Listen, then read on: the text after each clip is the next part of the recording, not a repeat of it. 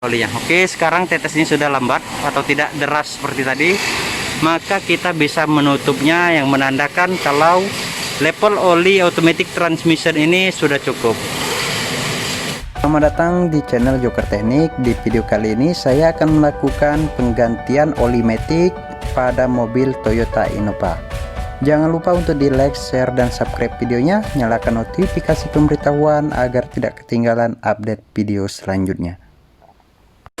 Jadi untuk penggantian oli matic pada mobil Toyota Innova, Fortuner, dan Hilux untuk tipe automatic transmission, yaitu ini adalah baut pembuangan olinya.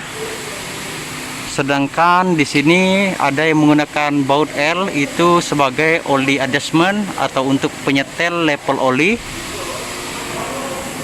Pada sisi sebelah kanan, yaitu bagian belakang pojok, ini ada tutup baut oli pengisian, yang mana juga tertera tipe dari automatic olinya, yaitu WS atau oli tipe WS. Jadi pada mobil ini hanya melakukan penggantian automatic transmission oil, yaitu tidak melakukan penggantian ATM oil strainer atau saringan atau filter oli otomatiknya. Kita lihat kondisi dari olinya setelah 80.000 km. Jangan lakukan penggantian apabila olinya sampai benar-benar pekat, yang mana itu menandakan kalau kualitas olinya sudah benar-benar jelek dan juga sudah bercampur dengan gram-gram. Jadi lakukanlah penggantian automatic oli secara rutin. Jadi kalau untuk melakukan penggantian strainer atau saringannya, yaitu berada di bagian dalam ini, yang mana kita bisa membuka baut berukuran 10 mm yang mengelilingi oil pan. Oke, jadi setelah semuanya terkuras, maka kita akan melakukan pengisian oli baru melalui baut yang atas. Jadi setelah semua terkuras, bautnya dipasang kembali, baut pembuangan, kita isi olinya. Setelah itu kita start mobilnya, baru kita melakukan pengadjustment melalui baut penyetelan level olinya. Oke teman-teman, jadi sebaiknya dilakukan penggantian strainer juga per 80.000 km, itu untuk hasil yang lebih maksimal. Karena yang namanya kotoran oli itu otomatis akan menempel pada strainer apabila kita tidak lakukan penggantian automatic transmission oil. Oke, kita selesaikan olinya sampai netes, sampai habis, baru kita tutup. Setelah itu kita isi dengan oli yang baru, yang itu. Setelah itu kita hidupkan mobilnya, baru kita melakukan penyetelan melalui baut pembuangannya ini. Jadi teman-teman, untuk olinya sudah saya isikan. Ini tersisa berkisar setengah liter lagi.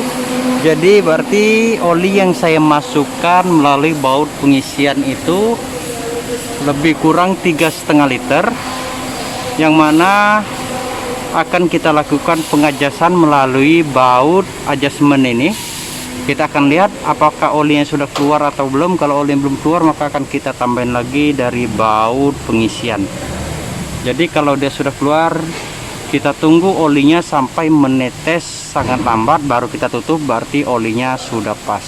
Oke, saksikan terus videonya bagaimana cara melakukan pengajasan automatic oli.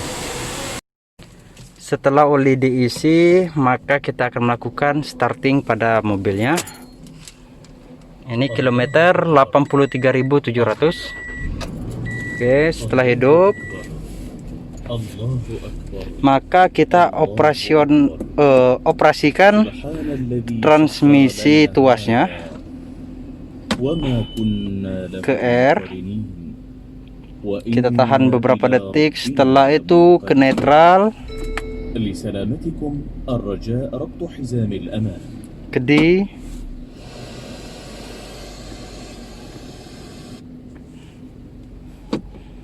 balik lagi ke netral, Kalau mau ke S juga nggak apa-apa, 1 sampai minus sampai plus ini. Jadi kalau ke S gini, ini untuk menurunkan itu S3, S2, S1.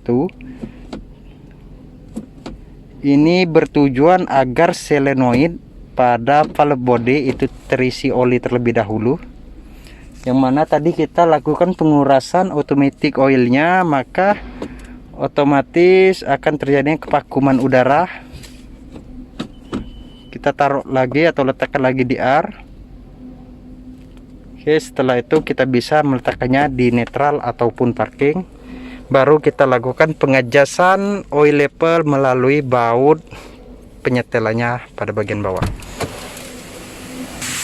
Oke teman-teman, untuk penyetelan level olinya, yaitu kita bisa menggunakan kunci L berukuran 5 mm. Setelah itu, setelah kita kendorkan bautnya, kita bisa buka bautnya. Kita lihat olinya menetes ataupun tidak. Kalau olinya tidak menetes, maka akan kita lakukan penambahan. Kalau olinya menetes, maka akan kita tunggu sampai tetesannya itu lambat. Oke, ini olinya sangat kencang, maka saya akan menunggu olinya sampai melambat baru melakukan penutupan.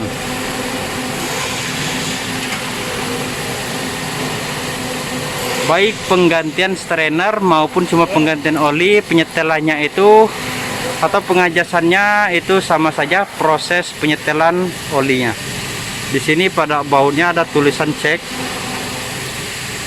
yang menandakan kalau baut ini untuk pengecekan level olinya. Oke, sekarang tetesnya sudah lambat atau tidak deras seperti tadi, maka kita bisa menutupnya yang menandakan kalau level oli automatic transmission ini sudah cukup.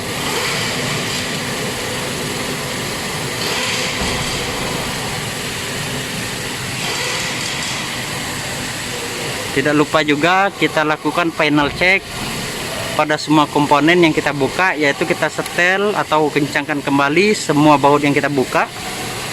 Setelah itu kita lakukan pengetesan. Oke, sekian dulu video dari saya. Jangan lupa untuk di like, share, dan subscribe videonya. Nyalakan notifikasi pemberitahuan agar tidak ketinggalan update video selanjutnya.